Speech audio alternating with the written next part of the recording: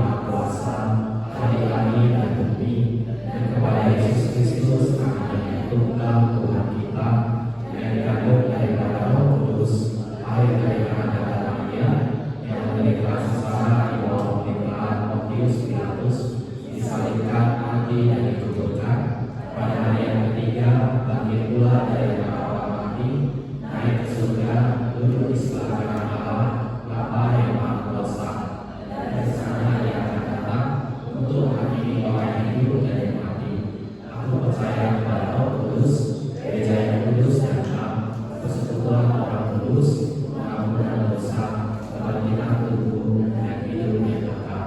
Amin. Gloria Patri.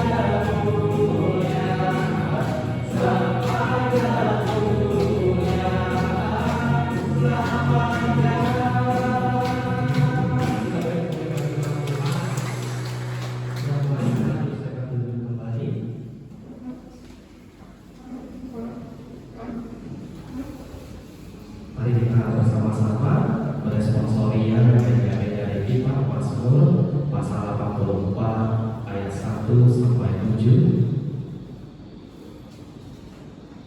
Respon sekalian kita pada malam hari ini diambil dari kitab Mazmur pasal 84 ayat 1 sampai 7. Saya akan membacakan ayat ganjil.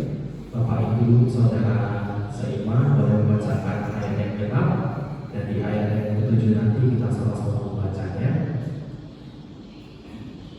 Mazmur pasal 84 ayat 1 sampai 7. Rindu kepada kediaman Allah. Untuk pemimpin biduan menurut lagu Giting Mazmur banyak orang.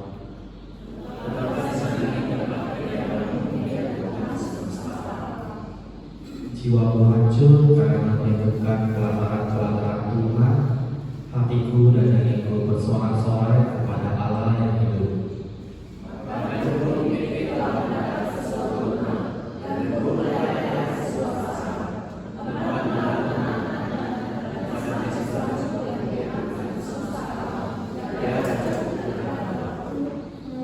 Berbahagialah orang-orang yang diam di rumahmu, yang terus-menerus memuji-muji Engkau.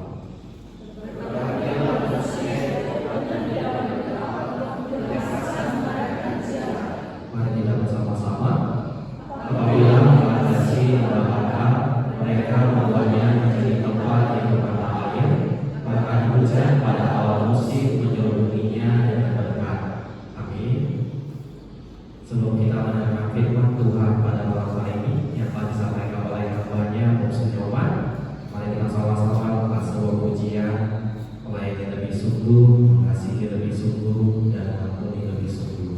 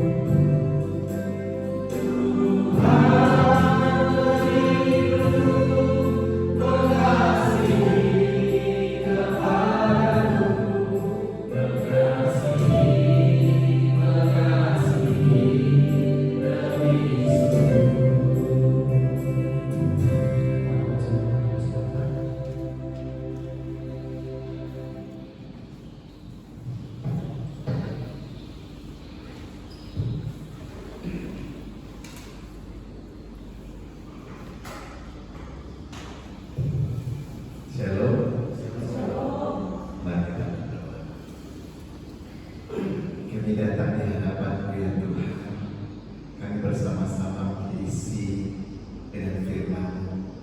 Kami membawa hati kami seperti bejana dari tanah liat yang kosong, yang siap diisi oleh firman Tuhan. Mari Tuhan Kau isi bejana hidup kami dengan kebenaran-Mu, dan biarlah kebenaran firman-Mu merupakan bagian dari kami. Kami boleh simpan dalam hati kami. Kami hidupi firman-Mu supaya hidup kami boleh berbuah lebat. Urapi hamba-Mu yang menyampaikan firman-Mu, dalam nama Tuhan Yesus kami sudah berdoa. Amin. Ya, mari kita membuka satu bagian firman Tuhan di dalam Kisah Para Rasul pasal yang kedua ayat 44 sampai 47. Ya. Kisah Para Rasul pasal yang kedua ayat 44 sampai 47. Kita akan membaca demikian firman Tuhan.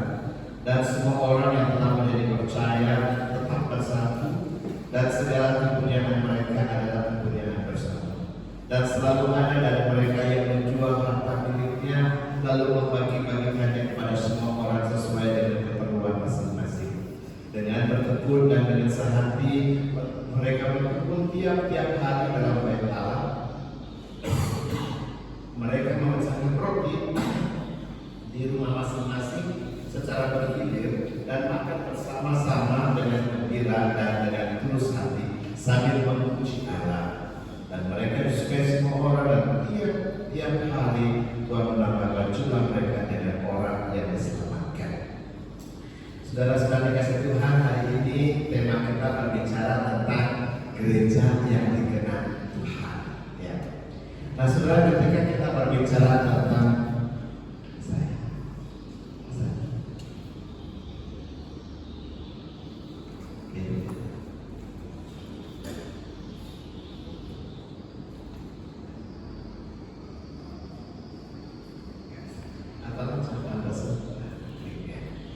nah, sebenarnya ketika berbicara tentang gereja, kebanyakan kalau ditanya gereja itu apa, orang pasti langsung konotasinya kepada gedung, gitu ya. Ya, tidak salah dan juga tidak sepenuhnya benar, gitu ya. Nah, kalau kita kembali lagi tentang arti kata gereja di situ, kita harus mengerti apa sih sebetulnya gereja.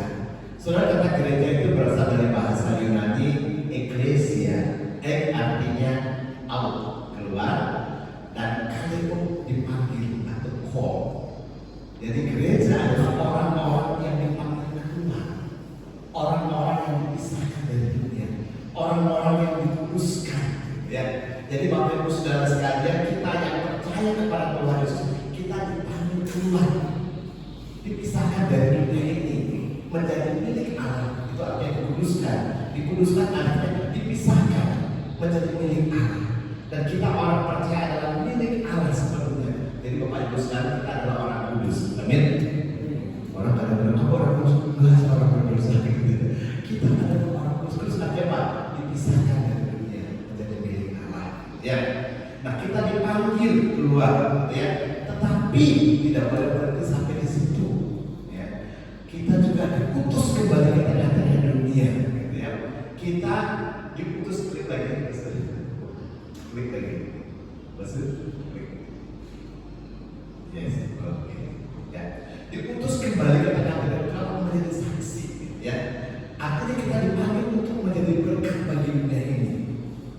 Gereja banyak kadang-kadang hanya menyumbang apa?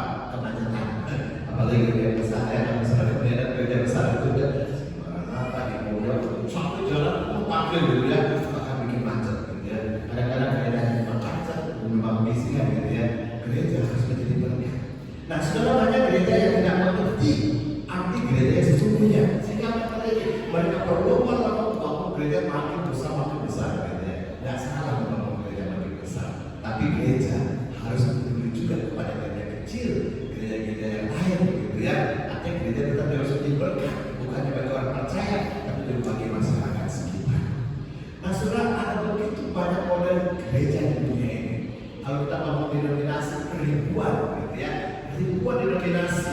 Nah, pertanyaannya, gereja seperti apakah yang diinginkan oleh Tuhan? Gereja yang seperti apakah yang dikenal oleh Tuhan? Ya, nah, kita kembali kepada firman Tuhan. Kita akan melihat apa yang dikatakan oleh firman Tuhan tentang gereja yang dikenal oleh Tuhan. Berfirman Tuhan kita pada malam hari ini, kita akan melihat setidaknya ada 5 pilar. Pilar apa ya? Tiang gereja. Sebuah gereja itu harus ada pilar. Setidaknya minimal itu ada 5 pilar harus ada dalam sebuah gereja. Kalau mau menjadi gereja yang mengenal Tuhan, gitu ya, bukan dulu ya orang-orang yang di dalamnya itu, gitu ya. Kalau kita ngomong pilar bukan bangunan, gitu ya, tapi pilar dalam arti Tuhan, gitu ya. Jadi ada 5 pilar yang harus kita perhatikan di dalam sebuah komunitas gereja, di dalam sebuah gereja. Mari kita lihat yang pertama. Dan ini yang kita harus jaga, kita harus pelihara dengan baik, ya, supaya gereja itu. Yang pertama adalah yaitu ibadah atau worship atau penyembahan. Ya. Di ayat 26 dikatakan dengan bertekun dan dengan sakit mereka berkumpul tiap-tiap hari di bait Allah. Ayat 47 sambil memuji Allah. Ya. Nah, saudara, ada statement mengatakan begini. Klik lagi. Ibadah itu adalah wajahnya gereja, gitu ya. Ibadah itu wajahnya gereja. Nah, saudara, seperti apa gereja itu, gitu ya? Kita bisa melihat dari ibadahnya. Model ibadahnya seperti apa? Kita tahu ini gereja apa, gitu ya.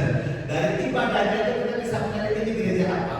Ya, kenapa? Karena ibadah itu adalah muka, gitu ya, wajah dari gereja itu. Ya. Nah, karena ini adalah muka, gitu ya. Orang melihat, gitu ya. Perlu diperhatikan dengan baik, perlu diperhatikan dengan khusus, dipersiapkan dengan baik, bukan hanya sekedar ritual, bukan sekedar ibadah, tapi betul-betul ibadah itu dipersiapkan dengan baik. Nah, sebenarnya ngomong soal wajah manusia pada umumnya pasti sangat menjaga wajah, betul nggak ya? Jaga penampilan. Saya lihat sini wajahnya cantik-cantik semua, gitu ya, semua, gitu ya. Artinya apa? Semua ada mandikan. Bapak Ibu, ya, pasti kita akan sangat menjaga penampilan kita. Kenapa? Karena dari penampilan itu orang tahu orangnya udah mandi belum, gitu ya. Itu orangnya jorok belum, jadi wajahnya bisa tahu, gitu ya. Orangnya kayak apa, gitu ya. Nah, saudara, kalau ibadah itu adalah wajah gereja, maka penting sekali, gitu ya. Kita harus mempersiapkan ibadah dengan baik. Ibadah yang apalagi ya kita tahu misalnya ada live streaming ya, gitu ya, seluruh dunia memandang, gitu ya kan. Kalau kita di Gasmati masih live streaming Bapak Ibu ya. Jadi kalau kita nggak persiapkan ibadah dengan baik, bayangkan seluruh dunia bisa melihat, gitu ya. Malu kita kalau tidak persiapkan dengan baik. Nah, sudah ada 2 hal yang perlu kita persiapkan dengan baik di dalam sebuah ibadah. Mari kita lihat. Yang pertama, ya, satu, ya, yaitu apa? Kemasan tampilannya, gitu ya. Nah, sudah, kita perlu mengemas dengan baik sebuah ibadah dengan memakai apa? Dengan liturgi misalnya, atau dengan alat musik apa yang kita pakai? Apakah cukup keyboard, apakah band, apakah orkestra dan sebagainya? Kita perlu pikirkan alat musik yang kita pakai, sound systemnya macam-macam, gitu ya. Semua peralatan gimana? Perlengkapannya seperti apa? Itu perlu kita perhatikan dengan baik. Bahkan bukan hanya peralatan, tim yang lain juga baik. Gimana dengan penyambung, gitu ya. Sekarang orang berlomba-lomba sebenarnya gereja itu seperti orang pernikahan, gitu ya. Dari tangan-tangan itu semua berbagai menyambung, gitu ya. Wah, sampai seperti sedemikian rupa, gitu ya. Nggak salah, gitu. Mereka mau coba memberikan yang terbaik. Artinya mereka mencoba mengemas sedemikian rupa. Semua yang ambil bagian dipersiapkan dengan baik, menyambung dengan baik. Semua kolektor, semua bahkan nyimpan, gitu ya. Artinya mereka mengemas dengan baik. Tampilan buat perlu menarik. Karena menarik, saudara, kalau lihat orang nggak menarik gimana rasanya ya? Males, gitu ya. Kalau kita lihat semua menarik, itu masuknya disambut dengan senyum, betul nggak ya Bapak Ibu ya? Ini disambut dengan senyum, gitu kan ya. Nah, kalau kita masuk terus nggak disambut dengan senyum, gitu, dengan sungguh, gitu, atau curiga, gitu, pasti kita berpikir apa yang salah dengan saya, gitu ya. Jadi kita nggak nyaman. Nah, itu. Nah, saudara, demikian diperhatikan bisa menarik sedemikian. Itu bersama hal. Ya tahu Pak? Penting. Ya. Yang kedua, ini juga nggak jauh lebih penting, gitu ya. Klik lagi Pak. Ya, yaitu Pak, esensinya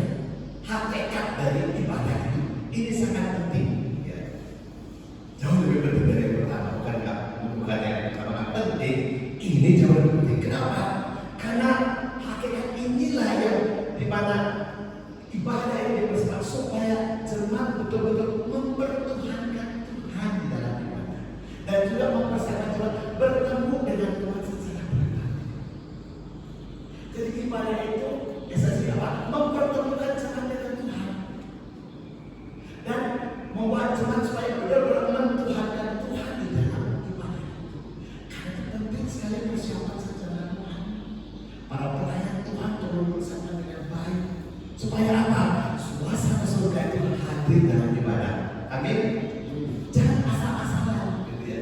Perlu kita berpuasa. Kenapa? Iya. Bukan pelayan ini. Saya merasakan sekolah yang berbeda. Orang yang berbeda harga, hasilnya berbeda. Dulu saya pernah pelayan dalam 10 tahun. Mereka saya tidak pernah menyuruh mereka berpuasa. Mereka puasa sendiri. Setiap pelayan itu sudah puasa sehari sebelumnya. Dan betul-betul kalau begitu hadirat Tuhan begitu mereka mulai puja, kita langsung merinding, itu rasa suasana surga itu hadir. Setiap orang yang beribadah nama Tuhan yang langsung katakan, contoh aku merasakan itu dengan Tuhan aku. Ya, kan itu penting yang memang setiap persiapan ibadah. Kenapa? Karena kita menghadirkan hadirat Tuhan di sini.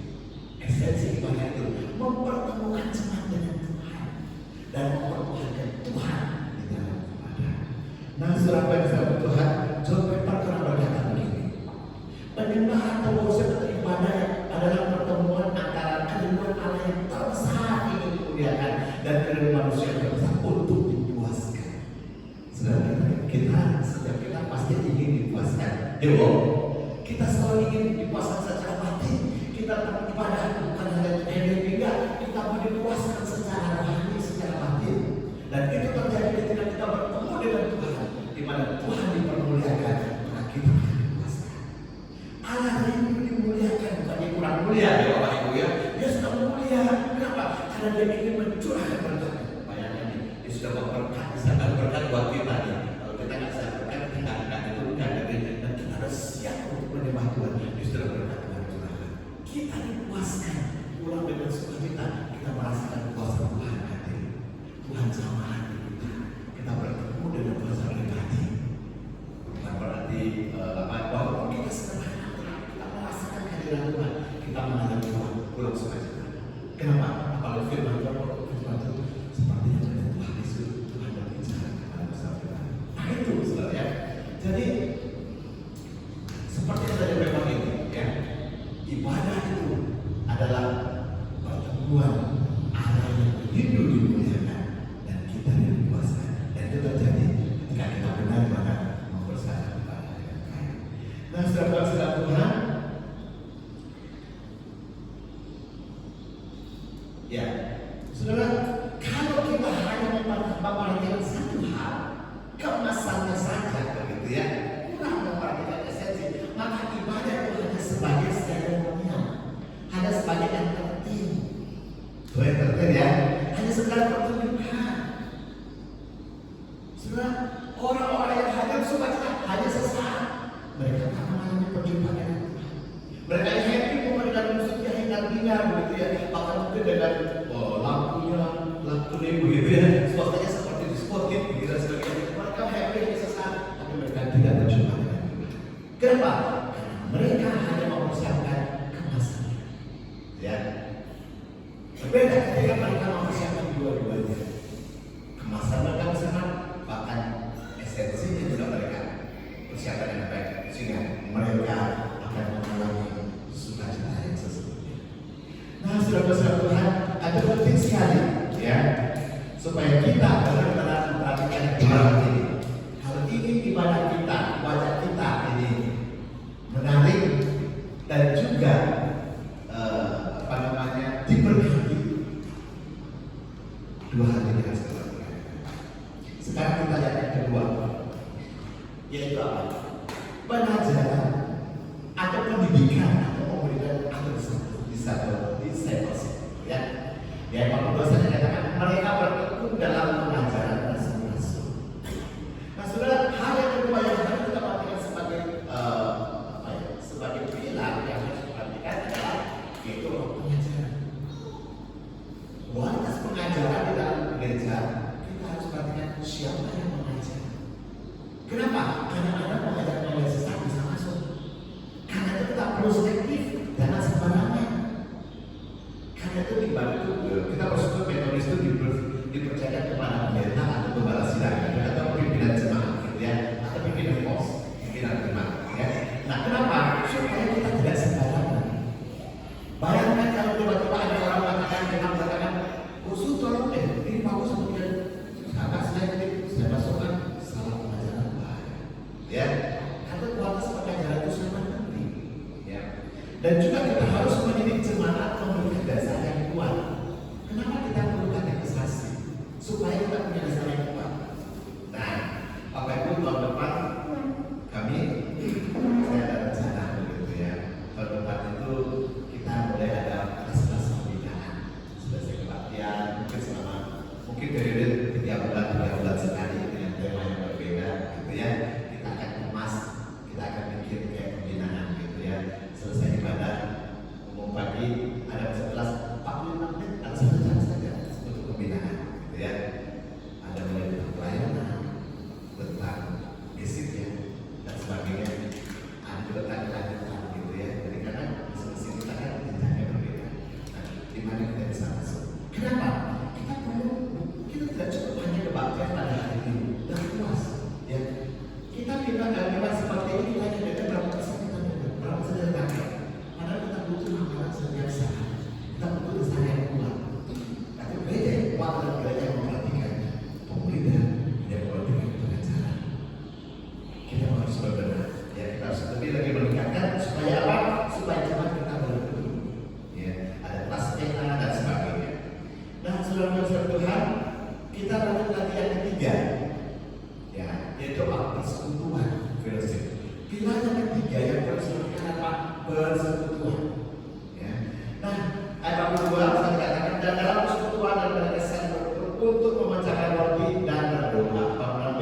Mereka memecahkan roti di rumah masing-masing secara bergilir dan makan bersama-sama dengan gembira dan tulus.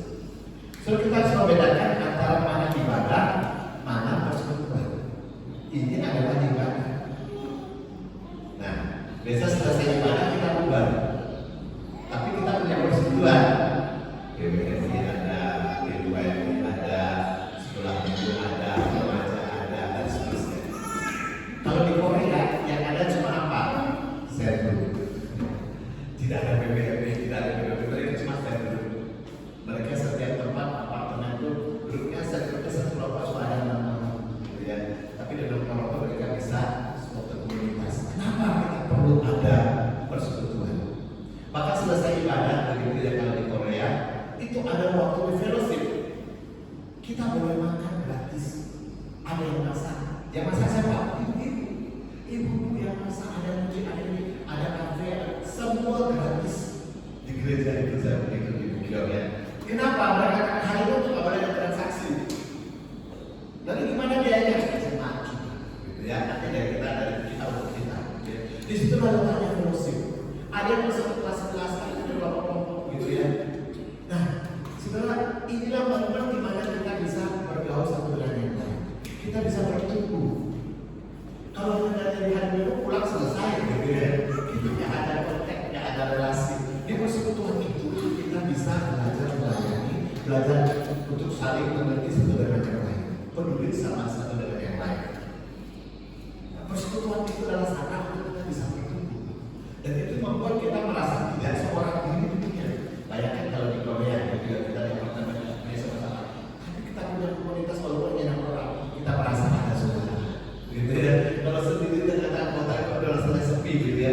Tapi kalau kita punya komunitas, nah, sangat penting sekali persekutuan itu supaya kita tidak merasa sendiri, ya. Tapi kita ada satu keluarga di dalam Tuhan. Ada yang perhatian kita. Kalau kita sakit, ada yang peduli, gitu ya.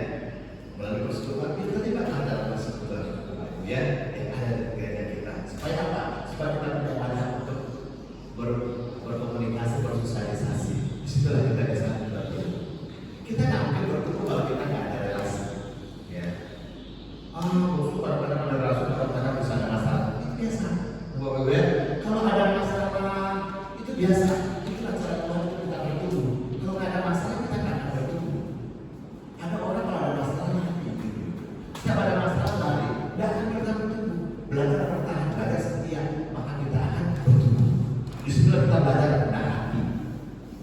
peduli dengan orang lain, belajar dari orang lain. Kita kan egois ya. Karena kita merasa egois. Tapi ketika kita sadar kita kena benturan baru kita, iya ya aku egois. Ya, setelah aku belajar mengampuni. Tadi ada punya kan, mengampuni. Tapi masalah lagi, mengampuni. Dia nggak mengampuni, dia lari dari masalah, nggak bertumbuh bapak ibu ya. Kalau ada masalah itu wajar, karena kita manusia. Dia nggak ada masalah mati, ya kan? Memang tidak ada masalah. Ya. Nah kita bersyukur kalau ada masalah. Kita lanjut lagi, filosofi itu penting. Ya, yang keempat, yaitu diampuni. Ini pilihan yang keempat. Harus kita perhatikan apa? Pelayanan sosial. Ayat 45, dan selalu ada dari mereka menurunkan miliknya, lalu membagi-bagikannya kepada semua orang sesuai dengan keperluan masing-masing. Pelayanan gereja tidak hanya fokus kepada hal rohani, tetapi juga hal jasmani. Artinya apa? Pelayanan gereja harus holistik, semua mencakup. Ya, orang berpikir hanya hal rohani enggak, jasmani juga. Tuhan itu sendiri memperhatikan orang itu dia apa? Kasih mereka makan. Boleh bilang suruh mereka pulang aja, tapi sebenarnya apa? Kasih mereka makan. Artinya Yesus peduli. Ya. Nah, saudara, hal yang jasmani itu selain makanan apa? Kesehatan. Itu juga peduli. Ya, kita peduli dengan orang lain, kesehatan mereka bagaimana. Nah, saudara, di sini kita belajar gereja harus menjadi berkat. Dengan cara apa? Sekarang ada pengobatan gratis, ya kan? Atau pemeriksaan kesehatan gratis, ada pembagian sembako, kemudian apa lagi? Ada les gratis. Kemudian kita ada menyediakan konsultasi hukum. Kalau di tempat kita ada orang hukum bisa memberikan bantuan konsultasi hukum. Kita buka layanan hukum gratis. Ya. Maka kalau di Hongkong itu ada apa? Pelayanan untuk TKW yang bermasalah cari gereja akan bantu, gitu ya. Itu juga salah satu pelayanan, ya. Pelayanan kepada orang-orang masyarakat. Ada banyak hal yang kita bisa lakukan dan kita perlu memikirkan apa yang bisa kita lakukan untuk menjadi berkat. Itu namanya pelayanan sosial. Gereja tidak hanya memikirkan dirinya sendiri, tapi selalu memikirkan bagaimana supaya menjadi berkat. Amin. Nah, ini 4 hal yang kita lakukan kalau ingin gereja kuat, gitu ya. Gereja kita bergerak kepada Tuhan. Dan yang berikutnya yang terakhir adalah yaitu apa? Penginjilan, evangelisation. Ya. Ayat 47b dikatakan, dan mereka disukai semua orang yang hari Tuhan menambahkan jumlah mereka dengan orang-orang yang diselamatkan. Gereja harus menjadi saksi, ya. Gereja harus menyatakan kasih kepada dunia ini. Di mana dunia banyak orang yang belum mengenal kasih Tuhan. Gereja harus melakukan kasih itu, menyatakan menjadi saksi, ya, pergi memberitakan Injil. Itu amanat Tuhan. Nah, sudah 5 pilar ini yang sering kali diabaikan adalah yang kelima, penginjilan. Ini yang sering kali diabaikan oleh gereja. Ya. Nah, gereja sering fokus ke dalam, nggak fokus ke luar untuk menjangkau jiwa. Lalu gimana mereka supaya jumlah mereka bertambah? Mereka bukan jangkau jiwa baru, mereka cari domba-domba dari yang lain. Sampai mereka seperti itu, ya. Coba kita menurut saya. Jadi ada saya, kalau mereka cari saya, mereka kok mencari domba, bukan mencari jiwa baru, tapi menarik domba dari yang lain.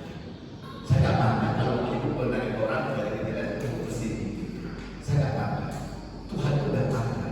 Hanya membedakan apa membedakan Anda. Yang Tuhan bangga adalah ketika ada satu orang berusaha bertobat, saudara, itu membuat surga berubah. Amin. Itu yang membuat Tuhan senang. Bukan masalah jumlah banyak, ya. Bukan berarti jumlahnya nggak penting. Tapi bukan membedakan mengempeskan gereja orang terus membuat kita makin berkembang. Itu yang terjadi gereja satu yang baru buka itu mereka sibuk bagaimana menarik domba dari gereja lain. Bahkan lebih parah lagi sekarang bukan lagi mencuri domba, mencuri gembala. Gembalanya bagus, obatnya bagus, gereja kuat dicuri dicuri gitu ya, ditawarkan fasilitas, mau nggak dikasih batas lebih tinggi gitu ya.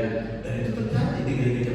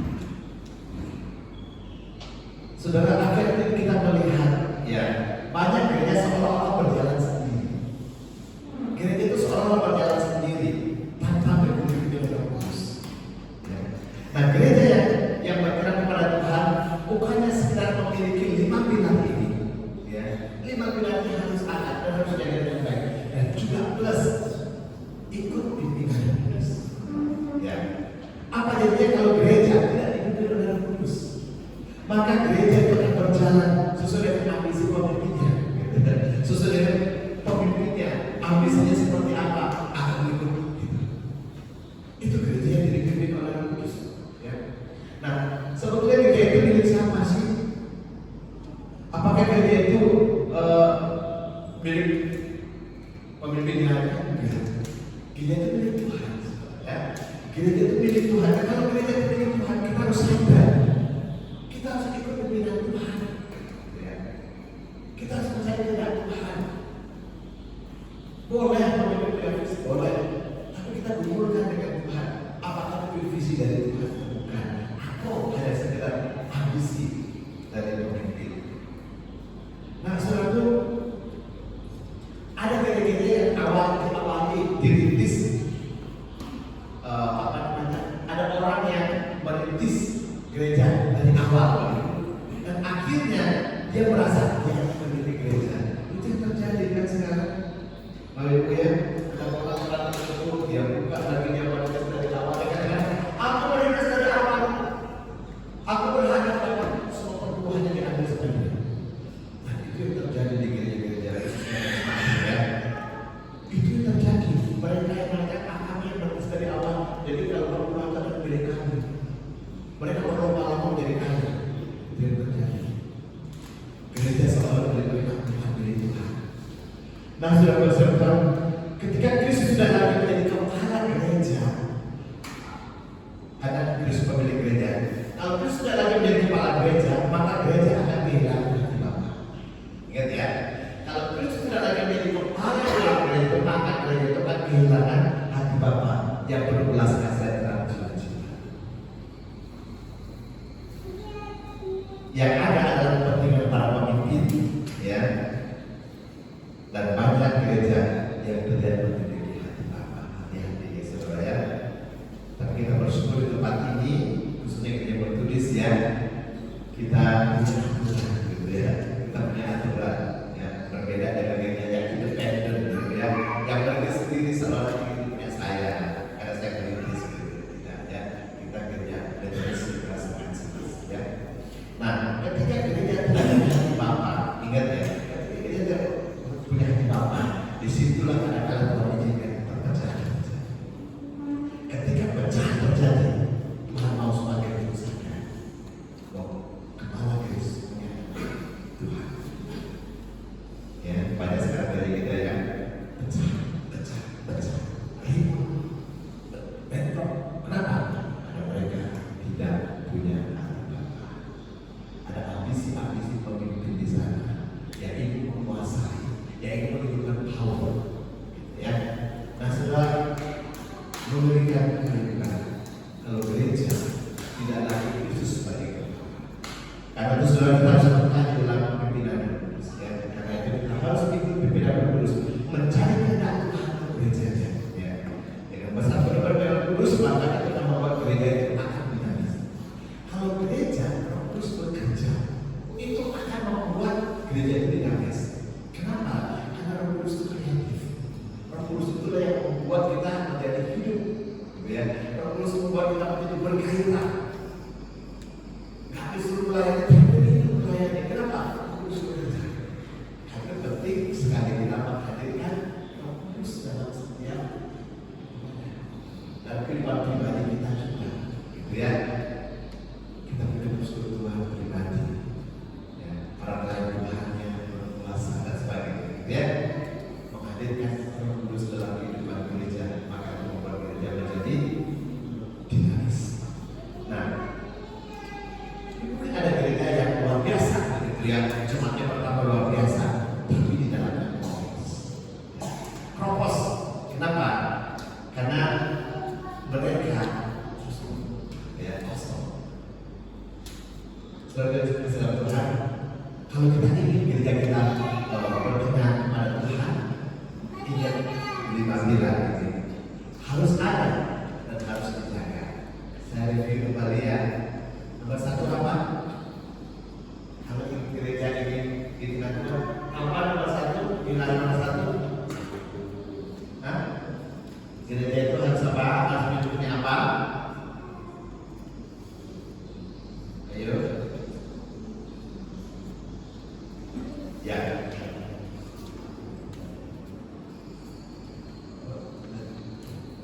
Oh ya. Itu malu. Ya. Yang kita seperti adalah sudah buka. Itu apa? Ibadah.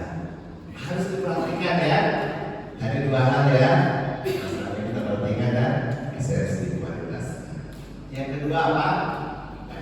bagus. Yang kedua kita contohkan apa? Hah? Yang kedua apa?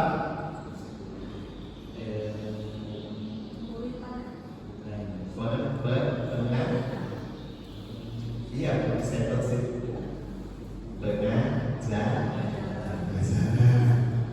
Ingat ya, tadi pertama ibadahnya terus perhatikan, yang kedua pengajarannya, termasuk kualitas pengajaran dan sebagainya ya. Coba dulu dibina. Yang ketiga, fellowship, persekutuan. Yang keempat,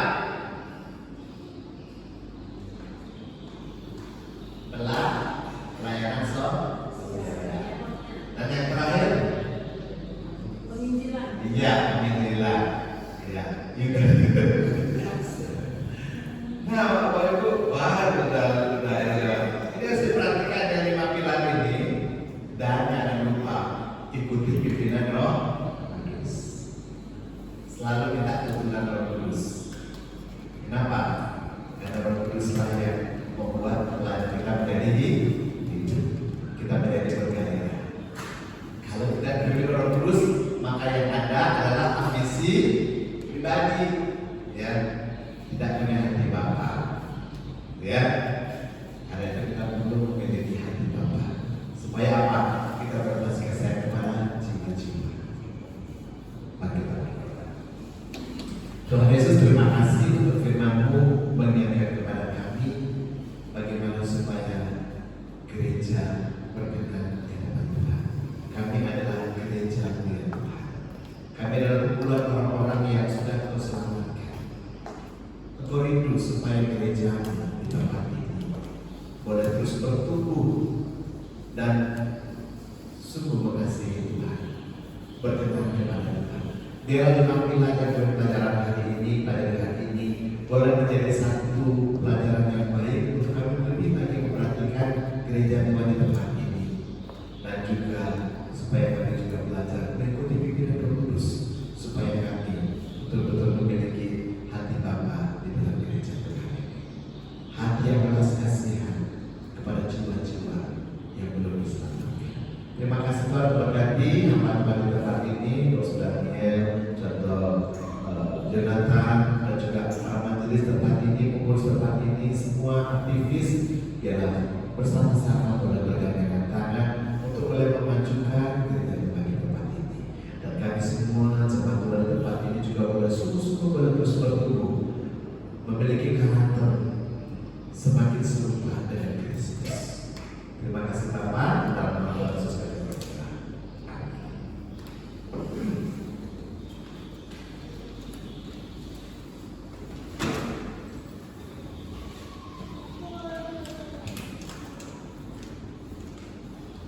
Terima kasih untuk firman Tuhan yang sudah disampaikan oleh hamba-Nya Bung Sudirman.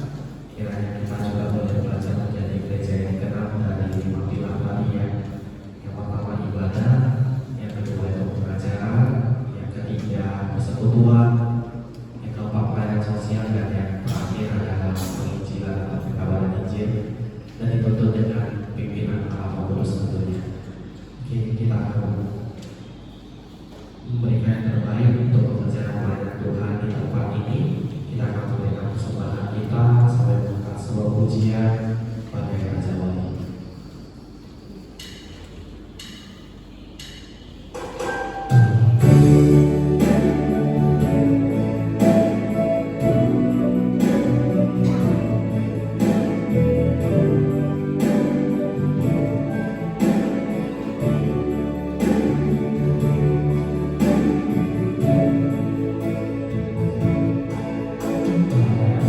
Padanya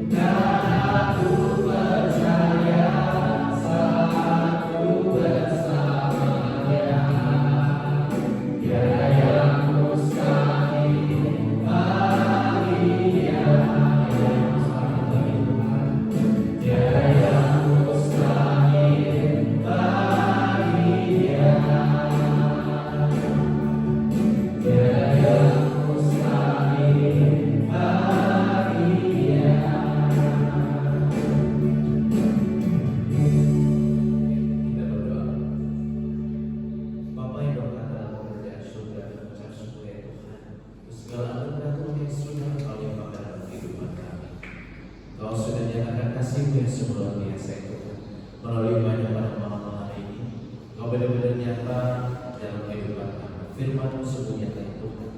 Kiranya ibadah kami, gereja kami boleh berkenan kepada Tuhan. Terlebih-lebih ya Tuhan, kehidupan kami, setiap aktivitas kami boleh berkenan di hadapan Tuhan. Bapa dalam surga, kiranya Tuhan yang terus mengajari kami. Roh Kudus kami, Roh Kudus Tuhan yang terus mengingatkan kami untuk boleh melakukan firman Tuhan dalam kehidupan kami sehari-hari, sehingga kami boleh menjadi garam dan terang dunia dan boleh menjadi saksi kepada jemaat Tuhan yang sudah percaya maupun yang belum percaya. Orang surga, terima kasih untuk firman Tuhan. Dan Tuhan yang berkati Osu Nyoman yang sudah menyampaikan firman Tuhan. Kiranya Tuhan yang terus berkati dalam kehidupan sehari-hari, pelayanan keluarganya, juga kesehatannya Tuhan, dan masa depannya semuanya kami serahkan dalam tangan Tuhan. Tuhan yang memakai lebih lagi apa yang Tuhan. Orang surga kami juga sudah mengumpulkan persembahan kami. Kiranya Tuhan terima dan Tuhan kuduskan persembahan ini, agar persembahan yang boleh layak kami persembahkan kepada Tuhan. Berkati setiap teman-teman yang sudah memberi maupun yang belum memberi Tuhan. Berkati setiap kehidupan kami, pekerjaan kami, segala usaha dan juga rencana kami ke depan itu. Tuhan yang turut kami, Tuhan yang bekerja, sehingga semuanya boleh berhasil di dalam nama Tuhan. Dan berkati juga anak Tuhan yang mengelola persembahan ini, berkat hikmat, sehingga semuanya boleh melayani jemaat Tuhan yang pakai juga untuk program di gereja ini. Terima kasih Bapak di atas segalanya, kiranya Tuhan juga mengampuni segala dosa-dosa kami, sehingga kami senantiasa dilayakkan dan dimuliakan. Dalam nama Tuhan Yesus Kristus kami berdoa. Amin. Kita akan berdoa sebanyak doa yang diajarkan Tuhan Yesus kepada kita. Setelah itu dijalankan dalam bentuk sholawati dan doa berkat yang disampaikan oleh hamba-Nya, Osu Nyoman. Doa Bapa kami, Bapa kami yang di surga, kuduslah namamu, dalam kerajaan-Mu, jadilah kehendak-Mu di bumi seperti di surga. Berikanlah kami pada hari ini makanan kami yang secukupnya, dan ampunilah kami akan kesalahan kami, seperti kami juga mengampuni orang yang bersalah kepada kami. Dan jangan membawa kami ke dalam pencobaan, tapi bebaskanlah kami dari yang jahat. Karena Tuhan yang punya kerajaan dan kuasa dan kemuliaan sampai selama-lamanya. Amin. Doksologi.